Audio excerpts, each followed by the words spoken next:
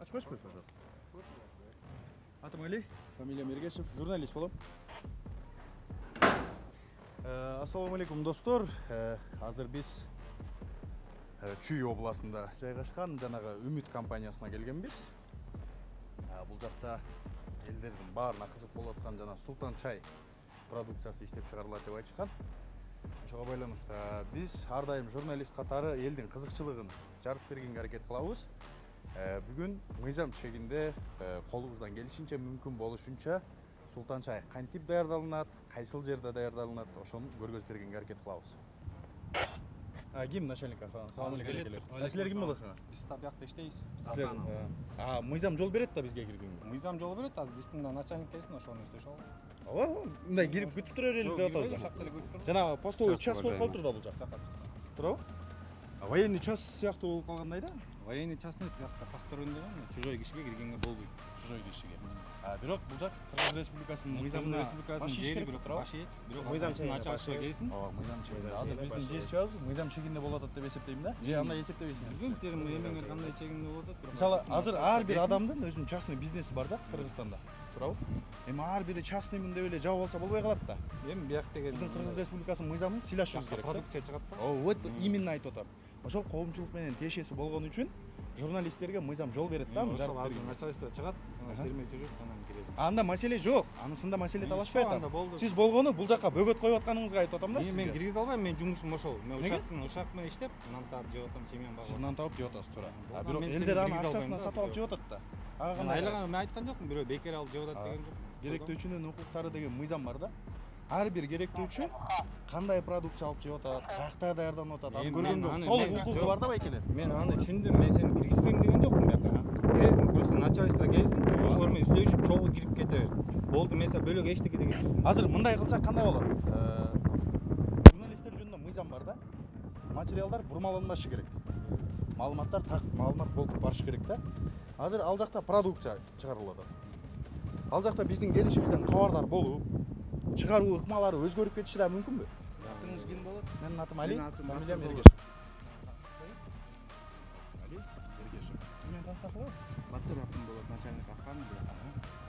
Жок, мыйзам чегинде таанышалып деп атабыз да.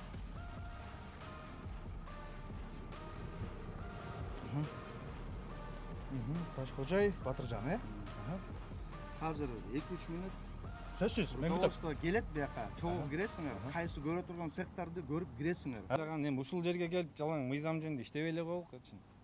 Бөлөк Кыргыз Республикасынын мыйзамын кайсы эми ошо Кыргыз Республикасынын мыйзамы менен бар бөлөк жактардан ошо ичип жеп аткандардан иштесеңер болот да. Жок, Кыргыз Республикасынын мыйзамын Кыргызстанда иштетпесек, колдонбосок, каякта колдонобуз? Мен бөлөк жакта деген жокмун, ошол тура эле колдонуп атасың. Бирок эми ушул жерге кирип алып анан биз киребиз. Кайсы цехке киресиңер? Кайсы производствого киресиңер? Мындай, сизге да кыскача түшүндүрүп берип коеюн. Элдер бизге кайрылган. Султан чай продукциясы боюнча. Всё, азыр начальник келет, чогуу кирет. Султан чай кандай даярдалынат, каякта даярдалынат.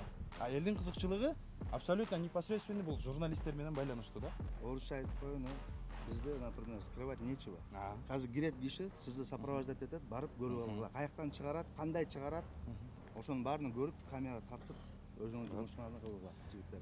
Урматтуу көрүүчүлөр, мен деле ойлобойм, что анын ичинде антисанитария же башка, анткени суу менен болсо бакалашка ал жакта иштеп чыгарылып аткан цех эле да. Менин оюмда, бул менин көз карашым. Бул жакта болгону жанагы бөгөт деген маселеде талаш тартыш жаралып атат. Азыр киргенде продукцияны толук көргөзүп беребиз. Чогуу кирип, сопровождать этип коет. Кайсы цехта Султан чай чыга турган цехте, дүйшөс чыга турган мороженое, кайсыны айтсаңар көрсөтүп берет. Айтып койсок, мисалы, бизди тартпай эле койчу деп койсок, сен айтасың, мен жумушум ушул деп турам. Көрүң, ошондой эле болот да. Уже незаконный действия болуп баштады. Эми биздики эле ошол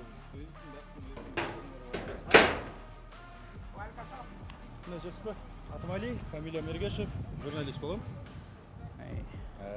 Эл бирсин долбоорунан. Бизге элдер кайрылган. Султан чай маселеси боюнча. Азыр жайдын күнү эмеспи? Азыр ысыкта Султан чай ичип атабыз. Ал продукция кандай чыгат, кайсыл жерде чыгат, кандай шартта чыгат деген суроолор калтырышкан болчу. Жок, ал шарттарды биз көрсөтүп бере алайбыз. Негизи да биз баягы на рынке не первый год дегендей, анан кийин биз баягы стандартизациядан баарын өткөрөбүз. Ошондон кийин эле чыгат да биздин продукция. Даже если лабораторный исследование болуп атканда, если мына жаңы чай или жаңы биреме чыгарды, ошо баягы стандарттан өтпөсө, биз анын укуусу жок чыгарганычы. Атыңыз ким беке? Мени баары тең Имин дейт. Имин беке, мындай да. Ошол сиз айтып аткан нерселерди мындай түздөн түз көргөзүп берсек болобу, жумуш процессин? Азыр көрөбүз, Кудай буйрса көрөбүз. Чогуу көргөзүп берсек, что сиз анан айтып аткан сөздү практикалык жүзүндө. Азыр биз могу чоң мекеме болгондон кийин биздин эме продукцияны подделка кылган кишилер көп болуп атат да баягы. Биз, например, 5 бөтөлкө чыгарсак, 3 бөтөлкөсүн ким бирөөсү чыгарат да, дагы биздин аркабызга жашынып алып. Азыр ошол үчүн мен иштеп азыр чыгарып аткан жерге чыгалы, мен сизге ошол жолдо суроолор берип кетем. Элдер калтырган менде толтура суроолор бар. Мисалы продукция жөнүндө, сиз айтып аткан жанагы элдер мага көп видео жиберип атат да акыркы учурда, жана плесинг сыяктуу, ал плесинг кантип пайда болот деген суроолорго жооп алганга аракет кылабыз да. Ал плесиндин деле жообун сен азыр суроо берип атасың, жообун берип коеюн. Бул деген плесин эмес. Бул научное исследование, это калькуляция от применения натуральных продуктов. Үстүндө может появиться пленка. И есть такой эме ичинде мындай баягы эметип капкара болуп эметип атпайбы? Былыктар. Ал деген именно чистый заварка, экстракт чая. Ошондо чыгат. Если химикат кошулган болсо, андай чыкпайт эле. Ар бир нерсени жарытып берүүнүн да өзүнүн эрежеси болгондой, булар талап кылып аткан нерсени да биз дагы аткарышыбыз керек. Булар ошол керектөөчүлөрдүн укуктарын камсыздап, алардын талаптарын аткарышы керек болот ошондо. Урматтуу мекендештер, биз Султан чай чыгара турган жерге чейин мына жетип келдик азыр. Азыр Так, Андрона, позовите сюда. ошол эң башкы этаптан баштап аягына чейин кандай чыгат, кантип чыгат, ушундай суроолорго жооп алганга аракет кылабыз. Андан кийин мен комментарийлерде аябай көп кайрылуулар да көргөм. Жанагы Султан чайдын сапаты, аларга кошула турган кошулмалар боюнча дагы суроолорду узатып көргөнгө аракет кылабыз. Мына могу аппарат, бул эме обратный осмос деп коет. Баягы үйдөр, элдер үйүнө коюп атпайбы, таза суу ичебиз тиги бу депчи. Бул только промышленный эмеде, бул эме электропроводимость 99 баягы тазалайт да баягычы. Баягы аккумуляторго куйган дистиллированный водадай болот да баягычы. Ошол үчүн биздин продукция эме консервант иштетпеш үчүн ушундай вода, суу керек да баягычы. Чтоб эме адамдын ден соолугуна зыянчылык эмени кошпой чыгарыштын аракети да ушучу. Ошондо азыр бул элдер коркпой ичсе болот. Коркпой ичсе болот.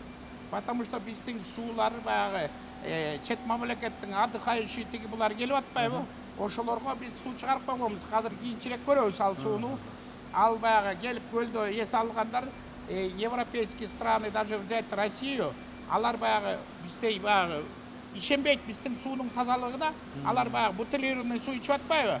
Ошондой сууну баягы 5 литровый, 1 литровый кылып чыгарып койгонбуз. Ошол сатуучулар дагы көбү не специалист да Кыргызстандачы, сактоо нормаларын билбейт. Негизи Султан чайды канча градуста холодильникте сакташ керек алар? Эме плюс 5тен өйдө. Плюс 5тен өйдө, Ошо жанагы магазинде сапаты бузулуп калып, кээде иштеп чыгарып аткан заводдорго дагы көп келип калган учурлар. Дүкөндөр. Могу эме любой эме жидкое эмеде напитки, жидкие напитки должны храниться от 2 градусов выше. 2 градус можно. Ну, мен 5 дегеним, потому что 5 это приятно пить. Эме 2 болгондо, да, он допустимо 2 градуса, но 2 болгондо көп киши эметет да, ооруп эметип, жөтөлүп тиги бу. Ошол үчүн жана маалымат катары да эми. Ошол туура эмес сактаган учурда продукцияны адамга зыян болуп калышы да мүмкүнбү? Анын зыяны болушу мүмкүн эмес, потому что ал эме просто-напросто бөлүнүп кеткен. Аны он жакшы чайпаса, ал кайта өзүнүн ордуна келет. Но при этом нету гомогенизации, который гомогенизация деп коет, ал баягы под давлением талкалайт да анычы. Ошол үчүн эме да не желает пить это, да. Но он баягы билбей ичип калган кишиге эч зыяндык жок андачы. Достор, айта кетейин, завод аябай чоң экен бул жердечи. Бул буякка келет, бул эме варочный цех. Буякта баягы бүт немени буяктан таразага салып, могу шекер, бүт неме баягы. Султан чайдын дамы келип баштады. Бар, калат. Мен Султан чайдын запахын сезип баштадым бул жерде. Мына тетиги уровень менен кылат.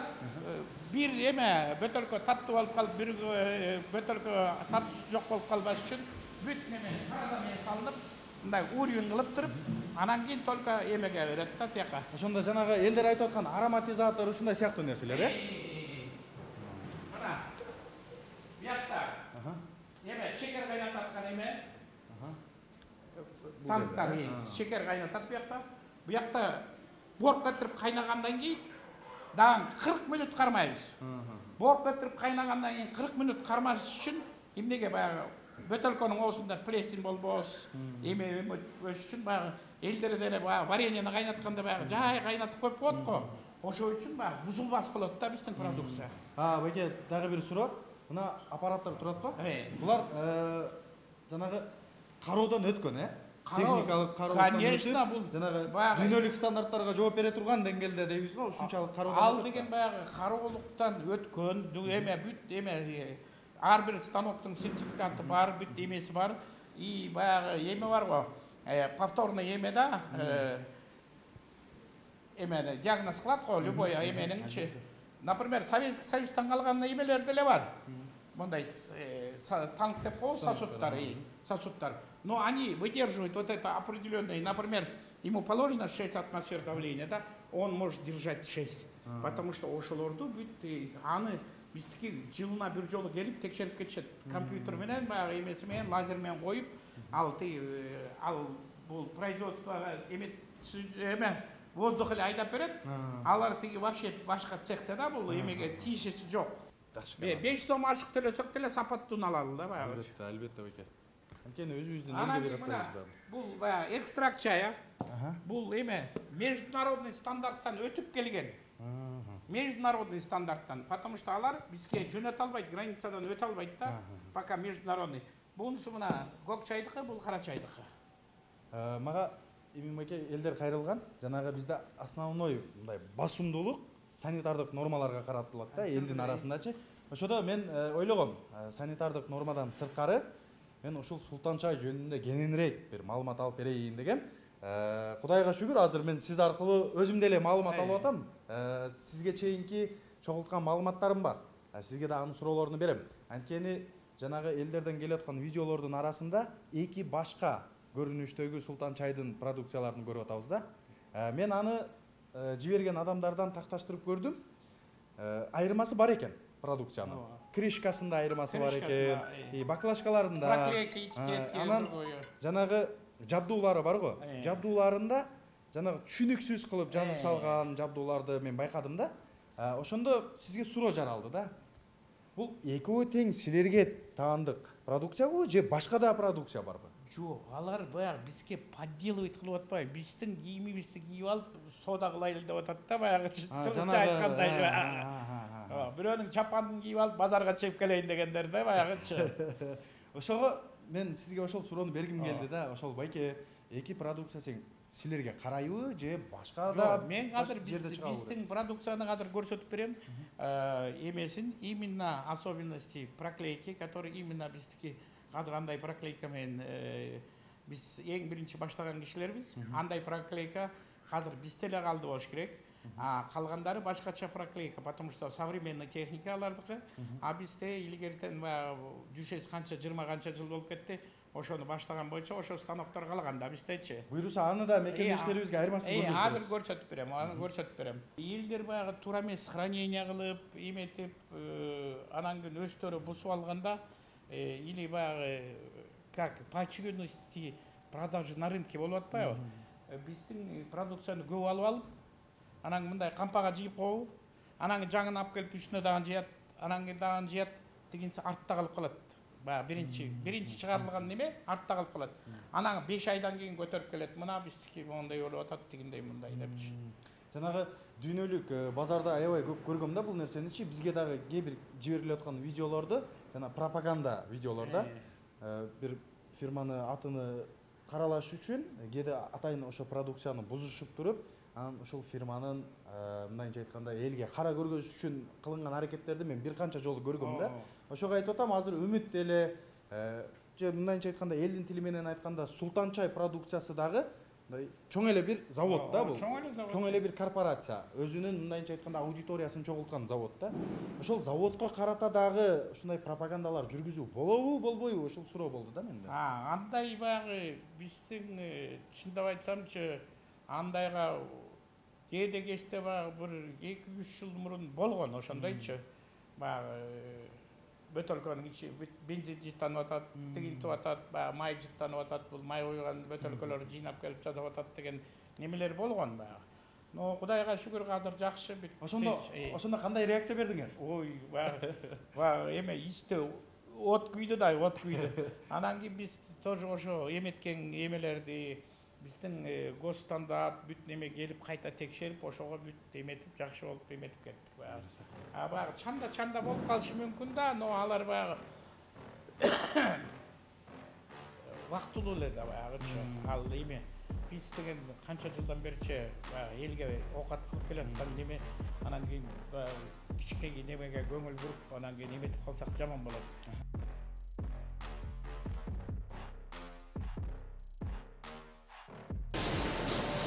Бул бөтөлкөлөр.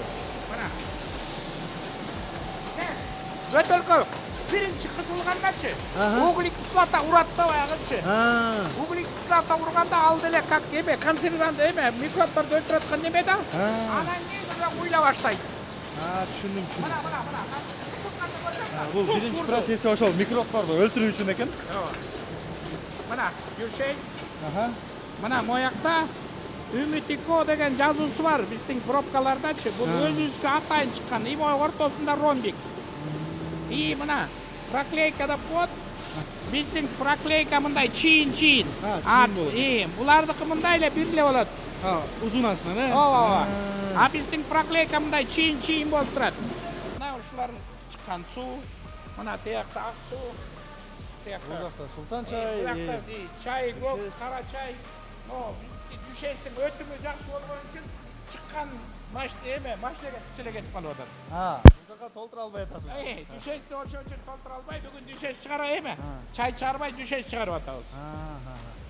Биз көрүп аткан, көзүбүз менен көрүп аткан султан чайдын баары эле бул заводко таандык эмес экен да.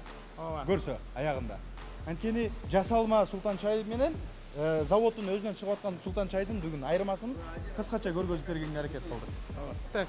Ümit-2 деген эмеси бар, жазуусу бар, мына тегерек. Ортосунда ромбик бар.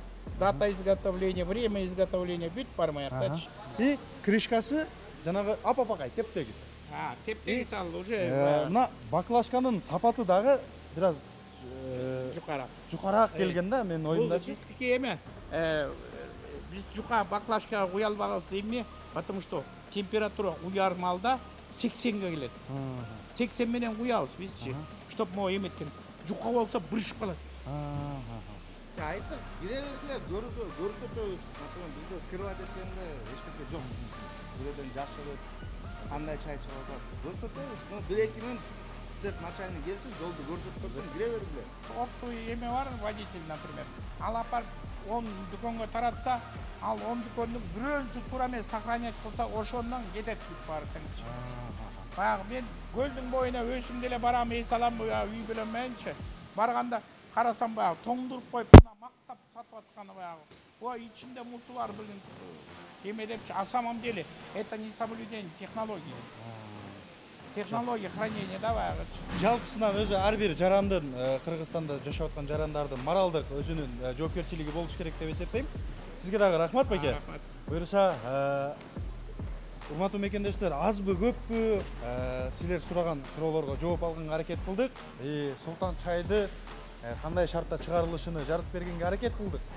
Албетте биз жарытып беребиз, бир журналист катары жагдайларды гана көргөзүп беребиз. Чечим элде калат.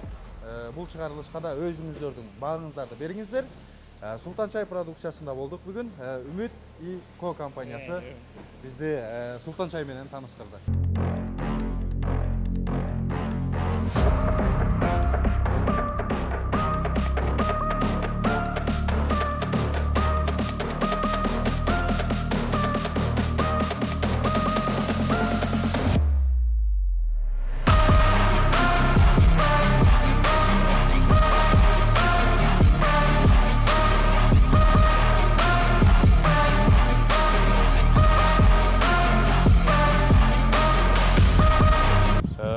мекендештер, азыр заводдун ичинен чыктык. Султан чай кандай деңгээлде жасалат деген суроолоруңарга жооп алганга аракет кылдык. Үмүт компаниясы бир эле Султан чайды эмес, душес жана башка продукцияларды дагы чыгарат экен. Буйруса, силер суранган маалыматтарды тактаганга биз колубуздан келишинче аракет кылып атабыз. Албетте биз бир журналист катары жагдайларды гана жарытып беребиз. Өзүңүздөрдүн оюңуздарды өзүңүздөр бересиздер, албетте өз бааңарды өзүңүздөр бересиздер. Мен ар дайым айтып келем, эл билсин долбоору болгону жагдайларды жаратат. Биз мойнубуздагы милдетти гана аткарабыз. Бирок чыныгы чечим, акыркы чечим элдин өзүндө калат деп ойлойм. Ошондуктан албетте мекендештерибиз үчүн болуп жаткан жагдайларды жаратканга биз ар дайым даярбыз. Жалпыңыздарга рахмат. Бүгүн биз Үмүт компаниясында болдук.